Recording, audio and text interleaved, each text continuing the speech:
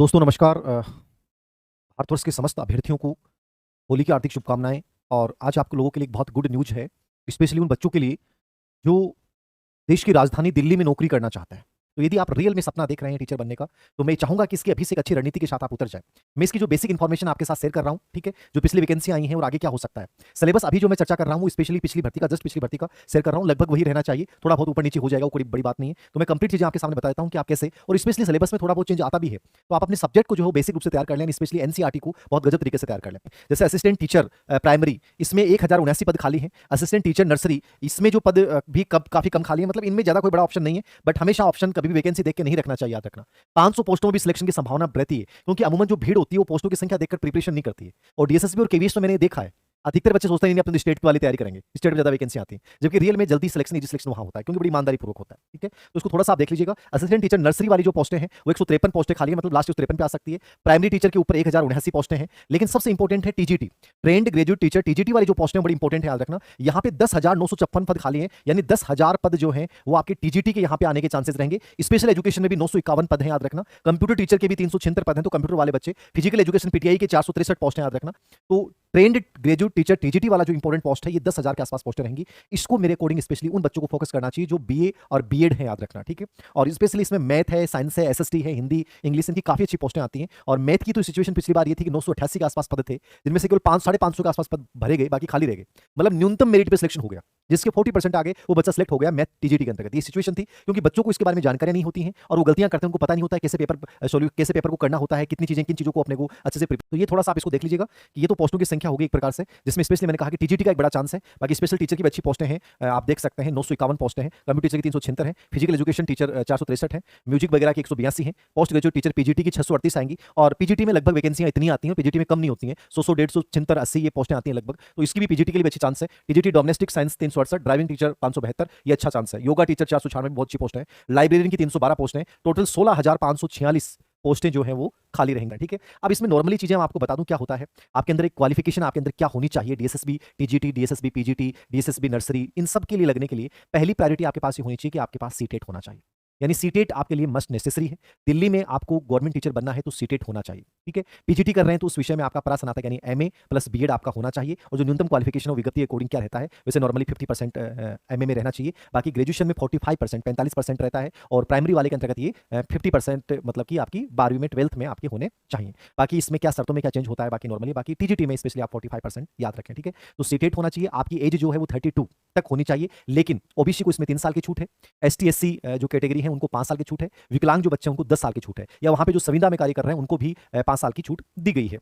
तो ये विज्ञप्ति में आ जाएगा। अभी तो फिलहाल आपको देखना है कि इतनी लगभग वैकेंसी आ रही हैं और क्या चीजें सिलेबस होता है, कैसे चीजें मुझे इसकी करनी है। बाकी मैंने बता दिया कि लोकेशन के हिसाब से और पैसों के हिसाब से और आगे भविष्य में यूपीएससी की प्रिपरेशन के हिसाब से आपके लिए दिल्ली से बढ़िया कोई जॉब नहीं हो सकता। और रियल में यहाँ की जो फैसिलिटीज है बहुत गजब होती हैं, तो एक ड्रीम जॉब होता है दिल्ली टीजीटी का, याद रखना। ठीक है, तो सीटेट मैंने बता दिया है। इसमें आगे देखिए अपन क्या देखते हैं। जैसे स्पेशली मैं आपको बता दूं टीजीटी का, जैसे इन्होंने बताया है टीजीटी में आपको यदि प्रिपरेशन करनी है, ठीक है ना, सीटेट होनी चाहिए, याद रखना। ठीक है ना, वर्किंग नॉलेज ऑफ हिंदी का नॉलेज आपको होना चाहिए, और ये सब चीजें हैं इन्होंने बताई हैं। जैसे एक मैथ का अपन देखते हैं, इसमें एक चीज और बता देता हूं आपको, मेल और फीमेल दोनों के अलग अलग पद होते हैं। ये मेल की बेस्ट पोस्टें होती हैं, फीमेल की पोस्टें होती हैं, तो मेल और फीमेल के अलग अलग वर्गीकरण के अकॉर्डिंग पोस्टें आती हैं। जैसे मान लीजिए मैथ का पिछली भर्ती का आया हुआ है, जिसमें पद खाली रह गए थे, मतलब मिनिमम क्वालिफिकेशन वाले बच्चे मिले ही नहीं थे। कितनी बड़ी बात है, आप सोचिए। यहाँ पर परेशान होते हैं, स्टेट की वैकेंसियों में नंबर नहीं आता है, यहाँ पद खाली जाता है क्योंकि बच्चा इसके अकॉर्डिंग तैयारी नहीं कर पाता है। ठीक है, तो इसमें स्पेशली जो मैं टीजीटी की बात कर रहा हूं उसमें इन्होंने क्लियर दे रखा है कि 45% मार्क्स जो है वो आपके होने चाहिए, याद रखना। ठीक है ना, 45% मार्क्स जो है आपके एग्रीगेट जो है वो डिग्री बीए में होने चाहिए, जो स्नातक ऑनर्स जिससे भी आपने पास या ऑनर्स से किया। ठीक है, और 2 स्कूल सब्जेक्ट जो है वो आपके होने चाहिए, स्पेशली जिस आप विषय से दे रहे हैं, इंग्लिश से, मैथमेटिक्स से, नेचुरल साइंस, सोशल साइंस से, तो इंग्लिश होना चाहिए। इंग्लिश में तो एक हो जाएगा, बट सोशल साइंस और नेचुरल साइंस में स्पेशली टीजीटी में आपको देखना है। जैसे साइंस में फिजिक्स, केमिस्ट्री, बायोलॉजी, बॉटनी और जूलॉजी में से 2 विषय होने चाहिए। सोशल साइंस में से history, political science, economics, business studies, sociology, geography और साइकोलॉजी, इनमें से कोई 2 विषय आपके होने चाहिए। बाकी हिंदी और इंग्लिश में तो स्पेशली वो संबंधित विषय आपका होना चाहिए। तो ये टीजीटी में बेसिक आपको 2 विषयों में स्पेशली ये 2 विषय आपके स्नातक में होने जरूरी है, साइंस में और सोशल स्टडीज में। बाकी हिंदी इंग्लिश जो भी है उनमें तो कोई बड़ा इशू नहीं है, तो ये हल्का सा मैंने बता दिया है। बाकी विज्ञप्ति जैसे आगे मैं एक बार और बता दूंगा। ठीक है, वेतन 93 से 34,800 होता है, ग्रेड पे 46 होता है, गजब की नौकरी है। ग्रुप बी की नौकरी, याद रखना, ग्रुप बी में होना ही सबसे बड़ी बात। 32 ईयर आपकी एज लिमिट होनी चाहिए, इससे नीचे age relaxation will be given as per the table of para, यानी वो मैंने बताया तो एसटी एससी ओबीसी और विकलांग बच्चों के लिए जो भी छूट है एज का मैंने बताया। बाकी 32 ईयर होना चाहिए यदि इन कैटेगरी में आप बिलोंग नहीं करते हैं तो। ठीक है, और ये इनका सिलेबस का रहता है, याद रखना। 2 पार्ट रहते हैं इसके, ये ए और बी 2 पार्ट रखते हैं, याद रखना। जैसे मान लीजिए टीजीटी की आप प्रिपरेशन कर रहे हैं तो आपको ए और बी ये 2 पार्ट आपको देने हैं। ए जो पार्ट होता है, ए सेक्शन और बी सेक्शन, ठीक है? ये 200 नंबर का पेपर होता है, यानी कि यहाँ 100 नंबर ए में हो जाएंगे और 100 बी में हो जाएंगे, याद रखना। यानी 200 क्वेश्चंस आते हैं। कितने क्वेश्चंस आते हैं? 200 क्वेश्चंस। 1 नंबर का एक क्वेश्चन हो गया। नेगेटिव मार्किंग होती है, याद रखना, ये याद रखिएगा। नेगेटिव मार्किंग डीएसएसबी में है, तो नेगेटिव मार्किंग को स्पेशली याद रखना है। ए और बी 2 सेक्शन होते हैं। अब और ए और बी 2 सेक्शन का मतलब क्या है? एक सेक्शन जो स्पेशली होता है उसमें 5 यूनिट होती हैं। ए सेक्शन में कितनी है? 5 यूनिट है। जैसे जनरल अवेयरनेस है, general intelligence and reasoning ability है, अर्थमेटिकल न्यूमेरिकल एबिलिटी है, हिंदी लैंग्वेज है और इंग्लिश लैंग्वेज है। यानी फर्स्ट सेक्शन ए, जैसे अपन स्टेट के एग्जाम में जीके का पेपर देते हैं, वहां पे कंप्लीट जीके नहीं है, जीके केवल इसका एक पार्ट है। इसको 5 पार्ट में डिवाइड किया, यानी 100% जो आएंगे वो आपके 5 यूनिट के अकॉर्डिंग आएंगे। और विशेष बात मैं आपको बता दूं, यहाँ क्या होता है, जैसे 20 प्रश्नों की एक यूनिट होती है, ठीक है ना? अब जैसे आपने 20 प्रश्नों की एक यूनिट है, इसको आपको सबसे पहले ऑनलाइन मोड पे एग्जाम होता है, लगभग डीएसएसबी ऑनलाइन मोड पे करवाएगी, याद रखना, और लगभग दिल्ली में करवाएगी, ठीक है? तो इसमें ऑनलाइन मोड पे एग्जाम होता है। पहले आपके सामने 20 प्रश्न आएंगे जनरल अवेयरनेस के, ठीक है? जनरल अवेयरनेस का मतलब हो गया ज्योग्राफी हो गई, हिस्ट्री हो गई, कॉन्स्टिट्यूशन हो गया, ठीक है? करंट हो गया, जितने भी संस्थाएं हैं, जितने भी उनसे रिलेटेड प्रश्न हो गए, स्पेशली दिल्ली बेस्ड जो इतिहास, कला, संस्कृति, उसको भी आपको देखना, याद रखना, ठीक है ना? तो history, polity, constitution, sports, art and culture, geography, economics, everyday general science, scientific research, national international organisation, ठीक है? तो संस्थाएं, इन सब के ऊपर ये 20 प्रश्न होते हैं। अब आपने ऑनलाइन इन 20 प्रश्नों को दिया, ये 20 प्रश्न सबमिट करने के बाद ही आपको अगले 20 प्रश्न दिखाई देंगे। और याद रखना, आपने इन 20 प्रश्नों के आंसर दे दिए, मान लीजिए आपने 10 के दिए, 15 के दिए, अब ऐसा नहीं कि आप दोबारा जाके इसको दोबारा देख पाए, ऐसा नहीं होगा। भरने के बाद जो आपको नहीं दिखेंगे दोबारा, यानी पहले ही पार्ट में आप बहुत अच्छे से इन प्रश्नों को देख के और फिर इनका आंसर दें। फिर अगले 20 प्रश्न आपके सामने आएंगे ए पार्ट में, वो जनरल इंटेलिजेंस और रीजनिंग की एबिलिटी के आएंगे। तो जनरल वही problem solving, analysis, judgement, decision making, visual memory, ठीक है? जो नॉर्मली आते हैं, discrimination, observation, relationship, concept, arithmetical reasoning, verbal and figure classification, arithmetical number series, ये सब 20 नंबर का है, यानी आपका जनरल इंटेलिजेंस रीजनिंग वाला। फिर गणित वाला पार्ट आ गया, न्यूमेरिकल और अर्थमेटिकल। इसमें आपके एवरेज है, परसेंटेज है, रेशियो है, ठीक है? लघुत्तम समापत्ति है, ठीक है ना?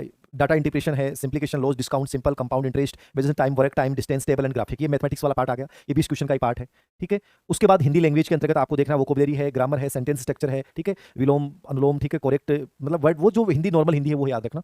और इंग्लिश में भी कॉम्प्रीहेंशन है, testing of content, understanding and comprehension of the English language, addition the question of the vocabulary, grammar, sentence structure, synonyms, antonyms and its correct uses of the word also be covered. तो ये मैं आपको Telegram पे share कर दूंगा, इसको देख लीजिएगा, पिछली बार का रहा है सिलेबस इनका। यानी 5 पार्ट हैं और 20 क्वेश्चन सबमिट करने के बाद अगले क्वेश्चन सबमिट होंगे, याद रखना। नेगेटिव मार्किंग रहेगी, तो ए पार्ट में आपको 100 क्वेश्चंस मिलेंगे, जिसमें आपको ऑलराउंडर प्रदर्शन करना है। यानी नॉर्मल आपको रीजनिंग भी आनी चाहिए, नॉर्मल मैथमेटिक्स से भी आपको आनी चाहिए, याद रखना, और आपको हिंदी इंग्लिश भी आनी चाहिए और जनरल अवेयरनेस भी आना चाहिए, ठीक है? और प्रत्येक पार्ट में आपको जो मिनिमम इनका है वो आपको अर्जित करना पड़ेगा, याद रखना, ठीक है? मैंने इसलिए कहा है आपको, क्योंकि अमूमन बच्चे इसलिए टीजीटी में सिलेक्ट, पीजीटी में सिलेक्ट, टीजीटी में सिलेक्ट नहीं हो पाते हैं, क्योंकि उनको इन चीज़ों का नॉलेज नहीं होता है। सिलेक्शन आसान है, जो बच्चा सिस्टमेटिक तरीके से इस पैटर्न को समझ गया ना, वो मैं कह रहा हूँ कि जो परीक्षा में इसको फॉलो कर गया 100% सिलेक्ट हो जाएगा। सबसे आसान कॉम्पिटिशन यदि कोई है तो वो डीएसएसबी का है। मैं फिर कह रहा हूँ आप लोगों को, क्योंकि बच्चे जानते नहीं है, गलतियां करते हैं, एक पार्ट को अच्छे से कर दिया, दूसरे को किया ही नहीं। सभी पार्ट्स में आपको मिनिमम क्वालिफिकेशन मार्क्स प्राप्त करने होते हैं, तभी जाके मैंने कहा कि पोस्टें खाली रह जाती हैं, स्पेशली गणित जैसे विषय में। बाकी विषयों में भी बहुत ज्यादा मेरिट नहीं रहती है। जैसे 200 क्वेश्चंस हैं, यदि आप उन 200 प्रश्नों में से 125% भी आप कर पाते हैं, यहां तक पहुंच जाते हैं, यानी 115 से लेकर 125 के बीच में अदर सब्जेक्ट में भी आपका सिलेक्शन हो जाता है। यानी लगभग ये मान के चलिए 50% यदि आप प्राप्त कर लेते हैं तो आप सिलेक्शन ले लेते हैं। डीएसएसबी के टीजीटी की विशेषता है। तो थोड़ा सा यदि आप इस ए पार्ट को मेंटेन कर जाते हैं, बी जो पार्ट है उसमें क्या होगा, आपका विषय होगा, ठीक है? और टीचिंग मेथडोलॉजी होगी। तो बी पार्ट में स्पेशली जो है वो सेक्शन बी में भी 100 क्वेश्चन आएंगे, याद रखना। कितने आएंगे? 100 क्वेश्चन आएंगे। इसमें लगभग ये मान के चलें कि अपन 85 के आसपास जो क्वेश्चन होते हैं वो आपके सब्जेक्ट के होते हैं, और 10 से 15% हो सकता है कि 90 भी आ जाए यहाँ पे, ठीक है? और 10% आपके मेथड के आ जाए, तो 10 से 15% अपने मानते हैं कि टीचिंग मेथडोलॉजी यानी पेडागोजी के होंगे, ठीक है? जो जिसमें आपके मेथड्स रिलेटेड भी आते हैं, 2-4 टॉप% साइकोलॉजी के आते हैं, ठीक है ना? 2-4-5% साइकोलॉजी के होते हैं, 2-4 टीचिंग मेथड के, नॉर्मली पेडागोजी जो आपका है, तो न्यू एजुकेशन पॉलिसी वगैरह इनसे रिलेटेड पर्सन मिला के ये टोटल 2 सेक्शन आपके रहेंगे, ए और बी सेक्शन। तो इसको बी सेक्शन में आपको स्पेशली एनसीईआरटी पूरी पढ़नी है। एनसीईआरटी से बाहर नॉर्मली आता नहीं है, एनसीईआरटी प्लस स्नातक लेवल का एक पार्ट होता है। इसको यदि आप अच्छे से कवर कर लेते हैं तो आप यहां से बन सकते हैं। मेथडोलॉजी का, टीचिंग मेथड का, साइकोलॉजी के कैसे क्या क्वेश्चंस आते हैं डीएसएसबी में, वो मैं आपको बता दूंगा। उसका पैटर्न क्या है, मैं कुछ 2-4 मॉडल अवनी एजुकेशन ऐप के ऊपर मैं शेयर कर दूंगा कि कैसी क्या चीजें आती हैं, तो आप उनको देख लीजिएगा। टेंशन लेने की आवश्यकता नहीं है, एनसीईआरटी को फॉलो कीजिए। मेथडोलॉजी और पेडागोजी का पार्ट मैं आपको समझा दूंगा कैसे बहुत नॉर्मल क्वेश्चन आते हैं, बस तनाव नहीं लेना इन चीजों को लेकर। ए पार्ट को स्पेशली आपको ध्यान देना पड़ेगा। यदि आपकी मैथ रीजनिंग ठीक नहीं है तो थोड़ा सा आप इंप्रूव करें, ताकि उनमें हिंदी इंग्लिश नॉर्मल आती है, याद रखना। ज्यादा लेवल हाई नहीं आता है। जनरल अवेयरनेस का भी बहुत नॉर्मल लेवल आता है, बस कई बच्चे इसको देख के घबरा जाते हैं कि कैसे हम कर पाएंगे। तो ये 200 क्वेश्चंस का मैटर होता है, बहुत आसानी से आप कर सकते हैं, ये नॉर्मली इसका सिलेबस होता है, याद रखना, ठीक है? फिर देखिएगा इसकी अगली जो मैं चीज करवा रहा हूँ, सिटीजन ऑफ इंडिया, ये तो सब बता दिया मैंने, हाँ, ठीक है। ये इसका मिनिमम पासिंग मार्क्स का होता है। जैसे जनरल कैटेगरी के हैं आप तो आपके 40% होने चाहिए मिनिमम, ठीक है ना? पेपर को पास करने के लिए। ओबीसी से आप रिलेवेंट करते हैं तो 35% होने चाहिए। एसटी, एसटी और विकलांग से करते हैं तो 30% आपके होने चाहिए। यानी मिनिमम क्वालिफिकेशन है कि आप उस पेपर में 40% और यदि आप एसटी, एससी से हैं तो 35%, जनरल से 40, ओबीसी से 35 और एसटी, एससी से हैं तो 30% याद रखना, ठीक है? तो ये 3 कैटेगरियाँ स्पेशली आपकी पासिंग मार्क्स की होती हैं, यानी बहुत कम ही रखा है मेरे अकॉर्डिंग। और मैंने कहा कि मैथ जैसे विषय में 40% भी जो बच्चा ले आता है वो सिलेक्ट हो जाता है, क्योंकि पिछली बार लगभग 450 से अधिक पद खाली रह गए, बच्चों के 40% भी नहीं आए, ये 35 नहीं आए, ये नहीं आए, इसलिए 450 से अधिक पद गणित विषय में पिछली बार खाली रह गए थे। तो कहने का मतलब ये है कि ज़्यादा बड़ा कॉम्पिटिशन नहीं है, ईमानदारी से करोगे तो हो जाएगा, याद रखना, ठीक है ना? तो मिनिमम क्वालिफिकेशन के मैंने बता दिया, इंटरव्यू टीजीटी में होता नहीं है, पीजीटी में संभवतः इंटरव्यू होता है, तो जैसे विज्ञप्ति आएगी बता दूंगा। इंटरव्यू जो होते हैं डीएसएसबी के हों चाहे केवीएस के हों, नॉर्मल होते हैं। बहुत सारे बच्चे केवीएस के इंटरव्यू या डीएसएसबी के इंटरव्यू के नाम से डर जाते हैं। टीजीटी में तो इंटरव्यू है ही नहीं, प्राइमरी टीचर में इंटरव्यू है ही नहीं, लेकिन यदि पीजीटी का यदि डीएसएसबी का होता है तो वहाँ इंटरव्यू का प्रावधान मेरे अनुसार होता है शायद, ठीक है? तो इंटरव्यू के नाम पे डरिए मत। नॉर्मल इंटरव्यू की रणनीति क्या होती है मैं नॉर्मली बता दूंगा आपको। केवीएस में इंटरव्यू में क्या चीजें आती हैं, केवीएस के इंटरव्यू के ऊपर भी मैं एक वीडियो बना दूंगा, तनाव नहीं लें चीजों को लेकर। तो ये मैंने स्पेशली बताया है, आपको देख लीजिएगा, ठीक है? 15,546 के आसपास पोस्टें हैं, टीजीटी के 10,956 के आसपास आएंगी। मिनिमम क्वालिफिकेशन, एक एडमिट कार्ड को आपको बड़ा संभाल के रखना होता है सिलेक्शन के बाद, इसकी बड़ी उपयोगिता है, इसको नहीं करें, याद रखना। मेल फीमेल के अलग आते हैं, ठीक है, ये बता दिया मैंने। तो ये स्पेशली चीजें हैं। एज का मैंने 32 बता दिया। टोटल कहानी यही है कि यदि आप 40% प्लस नंबर ले आते हैं तो आप डीएसएसबी टीजीटी टीचर बन सकते हैं। बेस्ट वैकेंसियां हैं, और मेरे अकॉर्डिंग जो बच्चा सीरियसली बाकी चीज़ों पे जिसका ध्यान नहीं है, और तो उससे यदि सेंटर की नौकरी पसंद है, दिल्ली सरकार की नौकरी डीएसएसबी की पसंद है, दिल्ली जैसी राजधानी में रहने का मौका आप लोगों को इस नौकरी के माध्यम से मिल सकता है, प्लस वेतन भत्ते और सेवा शर्तें किसी भी स्टेट से सबसे शानदार दिल्ली सरकार एनसीआर के हैं। बाकी कोई भी इससे रिलेवेंट नई जानकारी होगी, अपडेट होगा, मैं आपको शेयर कर दूंगा।